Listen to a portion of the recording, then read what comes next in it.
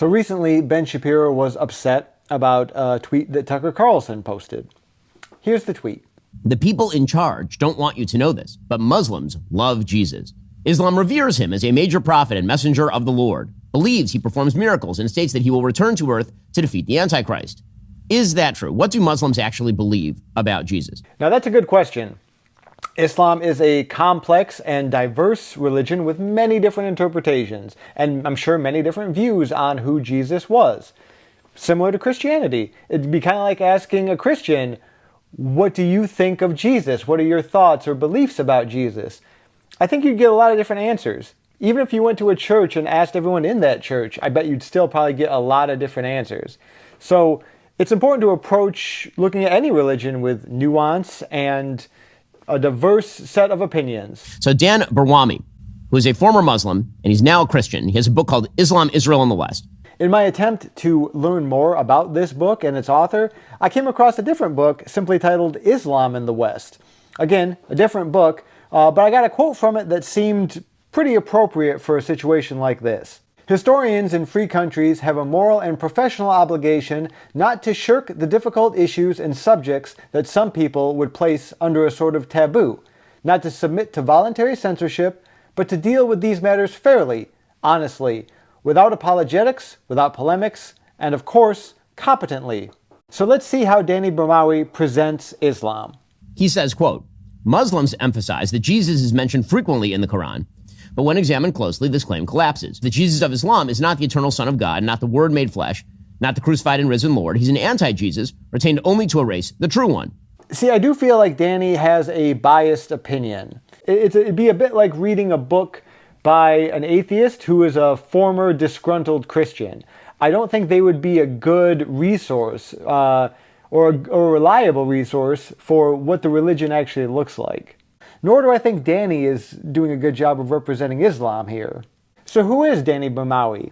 So Dan Burwami, again, he's a Christian who was a Muslim. Hello everyone, this is Danny Burwami. Well, in my research, I learned that Danny is one of the founders of the Ideological Defense Institute, which is a nonpartisan, nonprofit research and educational organization which seeks to restore confidence in and defend the Judeo-Christian principles that shaped Western civilization. For a long time now, I've wondered, what exactly are Judeo-Christian principles or Judeo-Christian values? I want to respond to those who say that there's no such a thing as Judeo-Christian values.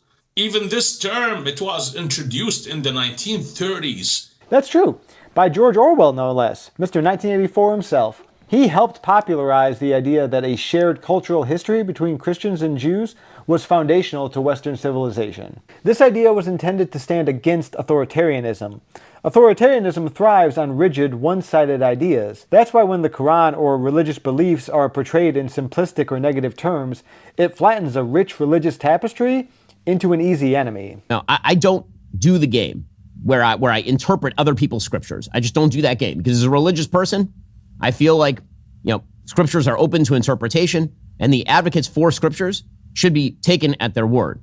So, let's interpret some scripture, shall we? The Quran itself misrepresents who Mary is. It actually addresses her as the sister of Aaron in Surah 19:28. Now, most experts agree this means one of two things. Either Mary had a brother named Aaron, it wasn't that uncommon of a name at the time, or it means that she was descended from the tribe of Aaron. Much like how in Matthew 1:1 it reads, a record of the genealogy of Jesus Christ, the son of David, the son of Abraham. Son in this context simply means descendant of, in the same way that sister means descendant of, or could mean descendant of. The Quran attempts to call Mary a virgin not in order to establish that Jesus is the Son of God, but to deny Christ's divine sonship. Yes, of course, everyone knows Jesus was born of a virgin. Therefore, the Lord will give you a sign. The virgin will be with child. But the word virgin there in Hebrew is alma, which can mean virgin, but can also mean young woman. So this is most likely a mistranslation. The fact that the Quran claims Jesus was born of a virgin at all is pretty significant to me. Jewish people don't even believe that Jesus was born to a virgin. I'm a Jew. That means that I do not believe in the divinity of Jesus. You guys don't believe in robot Jesus? We believe he was built and that he was a very well-programmed robot, but he wasn't our Messiah. And that actually brings up an interesting question. Is belief in the divinity of Christ important? Is it a necessary Judeo-Christian value? Christian values, we believe in Jesus. Jewish values, they reject Jesus. Therefore, no Judeo-Christian. See, I never really understood this. If I'm a Jewish person, then to me, Christians are saying that the God I believed in was just some guy in the desert somewhere. And if I'm a Christian, then Jewish people are saying that the God I believe in, the God I worship, was a false prophet and a liar. It seems to me like these are two horribly juxtaposed ideas. I really have no idea how Jews and Christians get along so well, but Muslims are not part of the group. I mean, again, if Christians believe that the God of the Old Testament and Jesus are one, how do you reconcile that idea with... What do I think he was historically? I think he was a Jew who tried to lead a revolt against the Romans and got killed for his trouble. You know that painting that Trump posted on X and then immediately took down? Remember that silly painting, that AI painting that President Trump put up and then took down where he said he thought he was a doctor and people thought, oh no, he's like Jesus there. Is that a silly painting? Is that not a horrible, blasphemous image? No one who says that or uses the Judeo-Christian term means that Jews and Christians both believe in the same doctrines. No one. I was always taught as a young Christian boy that you had to take Jesus into your heart and you had to have a relationship with him. That was a foundational, important thing. Belief in the Trinity was the most important thing for getting into heaven or being a good person. I also believe, as an Orthodox Jew, that Judaism is not the only path to heaven. Judaism as a religion is not exclusive. If there are indeed multiple paths toward heaven, and Jesus is not, in fact, the only way and truth and light, it just kind of feels like we don't need Christianity anymore. When we use Judeo-Christian, we mean the same ethical framework, the same foundational principles that built the Judeo-Christian civilization. So if Jesus Christ is really not that important to figuring out what Judeo-Christian values are, where do we even start? The Jewish scripture, it was the root of what became Christian principles or Christian values. But what Jewish scriptures are you referring to? Are you referring to Jewish laws? Certainly not. Most of those are considered horrific by today's standards. There are whole chapters in Exodus about owning slaves. Or we could go with Leviticus 20:10. If a man commits adultery with another man's wife, both the adulterer and the adulteress must be put to death. I don't think that's a Judeo-Christian value. What about Deuteronomy 21:18? If a man has a stubborn or rebellious son, his father shall take hold of him and bring him to the elders at the gate of his town. Then all the men of his town shall stone him to death. I'm paraphrasing a little bit, but I think it stands to reason that we don't follow most of the Old Testament Jewish laws.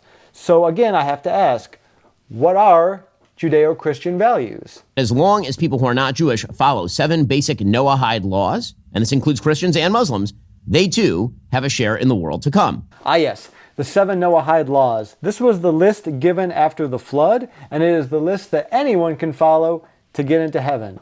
Again, I thought relationship with Jesus was important, or submitting to God, belief in the Trinity, something like that. But apparently if you follow all of these things, you get into heaven. And those 7 basic laws are things like no blasphemy, don't commit sexual sins, set up a court of law, make sure that you're not eating flesh from living animals, stuff like that. Now, it should be noted that this is something of an informal list, but there are a few good ones on here. Don't kill, don't steal. Good place to start. But no blasphemy?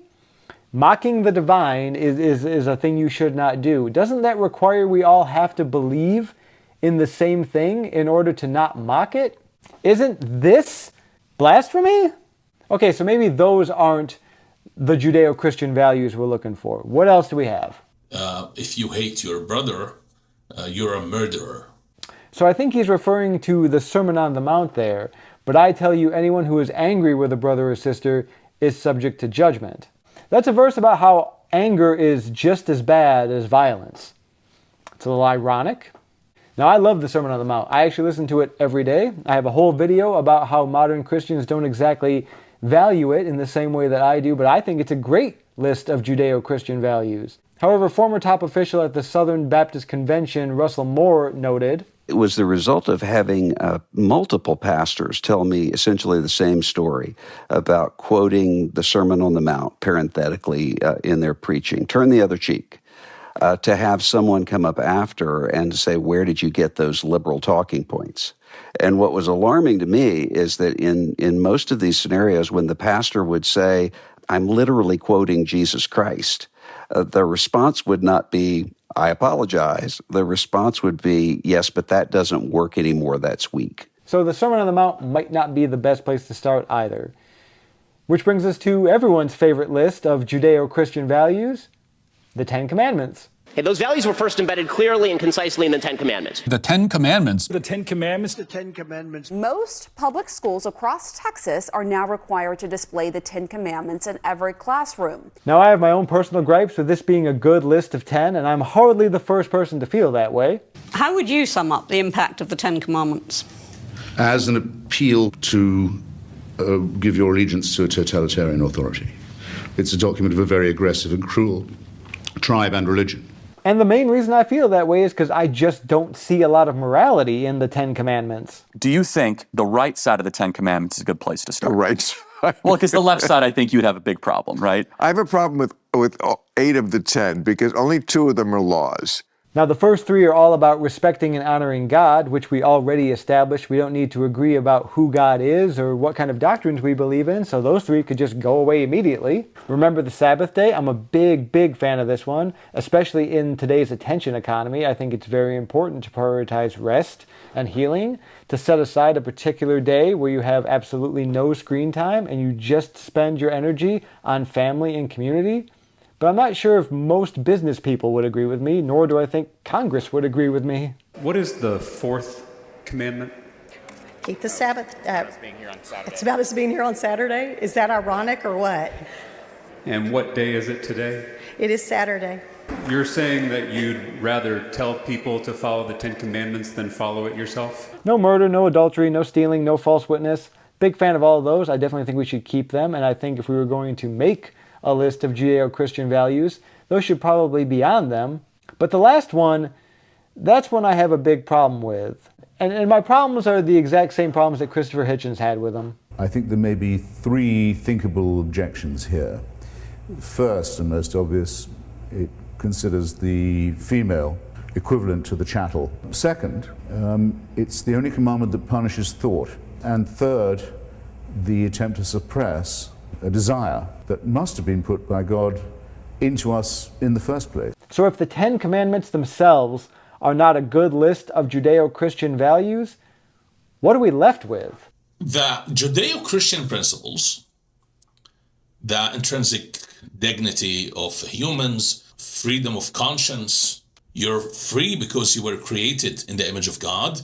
So I believe Danny's referring to the concept of imago Dei, the idea that every human being is made in the image of God. And I agree with that. I do think every human being is valuable. I think every human experience is important, and I think every human life is worth cherishing. The homeless population, either you take the resources that we're going to give you, or you decide that you're going to be locked up in jail. That's the way it has to be now. Or involuntary lethal injection. Yeah. The only solution is to round them up by force and put them in jail. Why then do we mock the suffering of others? Why do we criticize and attack each other? And why do we demonize Islam? If it doesn't matter what we believe, why then do we focus so much on the differences in our beliefs?